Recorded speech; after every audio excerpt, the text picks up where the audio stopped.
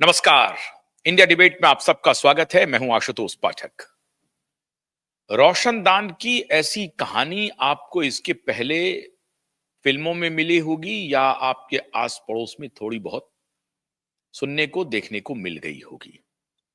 जालीदार रोशनदान हो और उससे उस जाली को हटा करके चोर अंदर आ जाए और फिर उसी रोशनदान से उसी जाली को हटा करके फिर बाहर चले जाए, फिर एक फ्लोर नीचे आए और फिर सीढ़ियों का रास्ता ले, फिर नीचे जाए और फिर आखिरी फ्लोर पे फर्स्ट फ्लोर पे फिर रोशनदान से पाइप को पकड़े और फिर नीचे जाओ और भाग जाए।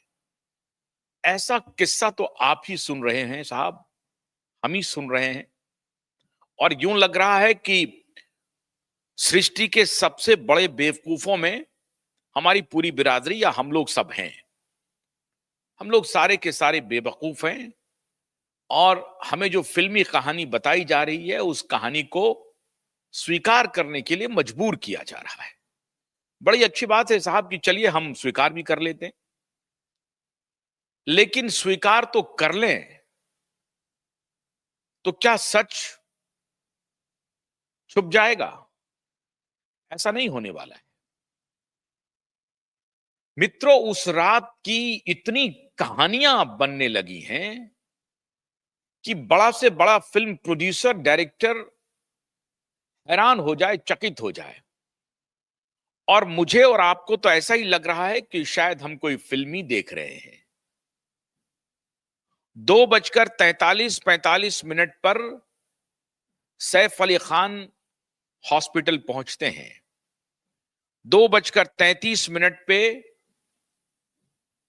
निकलने का फुटेज, 33 और 37 का ये फुटेज है, 33 या 37 का बाहर निकलने का, बाहर निकलता हुआ फुटेज दिख रहा है 6th फ्लोर पे। हमलावर को सैफ के हेल्प ने जहांगीर के कमरे में बंद कर दिया। जहांगीर के बाथरूम के रोशनदान से ही वो हमलावर अंदर आता है। यही कहानी अभी हम लोगों को बताई जा रही है कि जहांगीर के कमरे, जहांगीर के बाथरूम से ही हमलावर अंदर की तरफ आता है और जहांगीर के ही कमरे में उन्हें बंद कर दिया गया। वाह, आनन फानन में। और जब झगड़ा हो रहा है तो वो जहांगीर के कमरे में बंद कर दिया। और जब ये पूछा गया कि जब आपने कमरे में साहब बंद कर दिया तो वो भागा फिर कैसे? बाहर से तो भागा नहीं है, वो सीढ़ियों का सहारा तो वो बाद में लिया है। तो कहा जा रहा है कि जहांगीर के कमरे के बाथरूम का जो रोशनदान है, जो जाली है, उसी रास्ते से, जिस रास्ते से वो आया था अंदर, उसी रास्ते से, उसी तरीके से पाइप के सहारे फिर वो 11वें 12वें फ्लोर तक या 6ठे फ्लोर तक जाता है। एक फ्लोर नीचे उतरता है और उसके बाद 10वें फ्लोर से फिर वो नीचे जाता है और फिर आखिर में फर्स्ट फ्लोर पे वो सीढ़ी का रास्ता नहीं लेता है, फिर डक्ट से बाहर जाता है और पीछे की दीवार को फांद करके वो बाहर चला जाता है, छलांग लगा करके वो बाहर चला जाता है। और इस प्रकार से ना तो वहां गार्ड को कुछ चहलकदमी दिखाई पड़ती है और ना ही किसी को, और आराम से निकल के चला जाता है। ये पूरी की पूरी कहानी फिल्मी है। लेकिन आज आपको एक राज बताने जा रहा हूं। आप जब सुनेंगे तो हैरान हो जाएंगे। 2-3 महत्वपूर्ण सवाल उठ रहे हैं जो आप सब लोग देख रहे हैं, टेलीविजन चैनल्स पे चल रहे हैं, हर जगह विवेचना हो रही है। हमने अपने सूत्रों से भी पता करने की कोशिश की साहब, तो ये पता चली कि लोग जो ये सवाल उठा रहे हैं कि करीना खान जब घर पे मौजूद हैं तो करीना खान अपने पति को लहूलुहान छोड़ करके घर पे कैसे रह सकती हैं और अपने छोटे बेटे को और हेल्पर को साथ में कैसे भेज सकती हैं। डॉक्टर साहब हॉस्पिटल में कह रहे हैं कि उन्होंने अब्राहम को नहीं देखा है, उन्होंने तैमूर को देखा है, छोटा बेटा। आपको याद होगा जो पहला प्रेस ब्रीफिंग है उनका, वो सीओओ जो हैं लीलावती हॉस्पिटल के डॉक्टर, वो आके कहते हैं कि वो अपने छोटे बेटे के साथ आ रहे हैं और शेर की तरह आ रहे हैं, लहूलुहान हैं लेकिन शेर की तरह आ रहे हैं, उनके साथ कोई हेल्प है। अब ये कहानी आ रही है कि साहब अफसर जैदी नाम का व्यक्ति ने एडमिशन करवाया है, और अफसर जैदी कौन है? जो इनका कारोबार देखता है, इनका और ऋतिक रोशन का ज्वाइंट कारोबार देखता है। लेकिन सवाल उठ रहा है कि करीना खान कपूर क्यों नहीं सैफ अली खान के साथ हॉस्पिटल गई?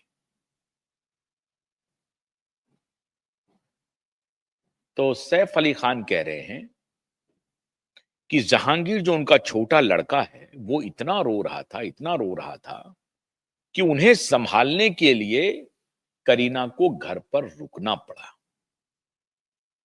ये तो एक थ्योरी है, ये आप कह सकते हैं ऑफिशियल वर्जन है सैफ अली खान का। लेकिन वजह ये नहीं है, वजह कुछ और है। सैफ अली खान छुपा रहे हैं, पर्दे में डाल रहे हैं, अपनी पत्नी को बुर्का पहना रहे हैं। ये अफगानी मूल के जो सैफ है ना, ये अपनी पत्नी को बुर्का पहना रहे हैं, बचाने की कोशिश कर रहे हैं। कहानी कुछ और है।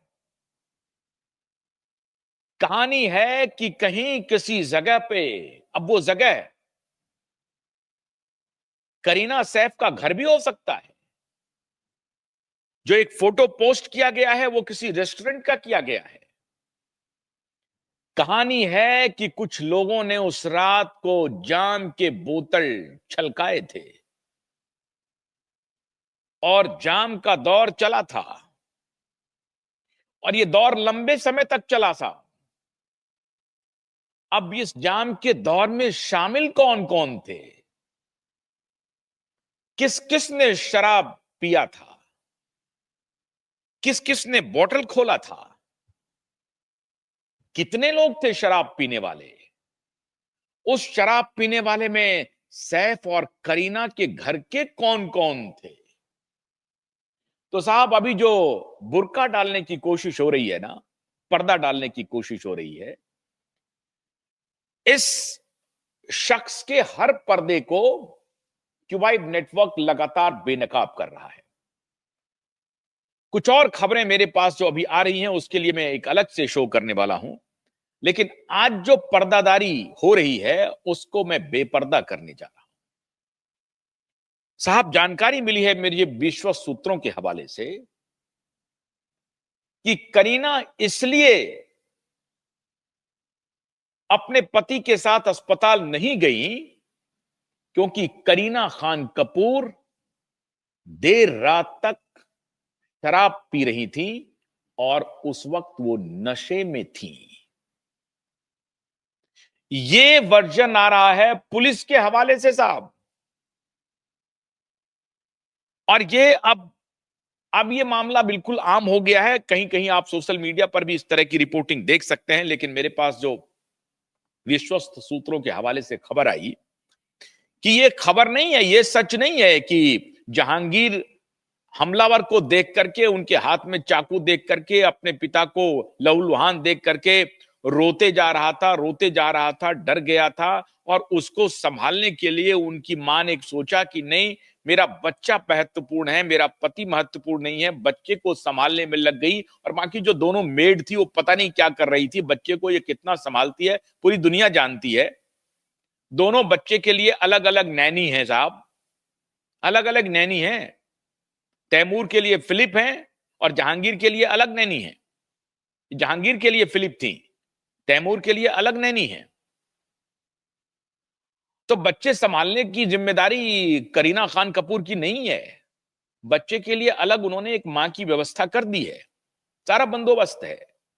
और दोनों के कमरे में अलग अलग नैनी सोती थी दोनों बच्चों के साथ। दोनों बच्चे के कमरे अलग हैं साहब। अभी दो छोटा भाई एक साथ नहीं सो सकता है, एक 8 वर्ष का है और एक 2-3 वर्ष का है, तो ये दोनों एक साथ नहीं सो सकते हैं। इन दोनों के लिए अलग अलग कमरे हैं और इन दोनों के लिए अलग अलग देखभाल करने वाली